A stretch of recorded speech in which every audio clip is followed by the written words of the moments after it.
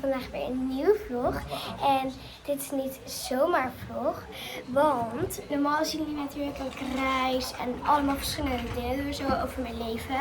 Maar vandaag ga ik het niet over mijn leven hebben, maar ga ik het over Toca Boca hebben. Jullie hebben het misschien niet zien aankomen, maar Toca Boca is nou best wel beroemd. Ik ken het ook al, ik heb het super lang.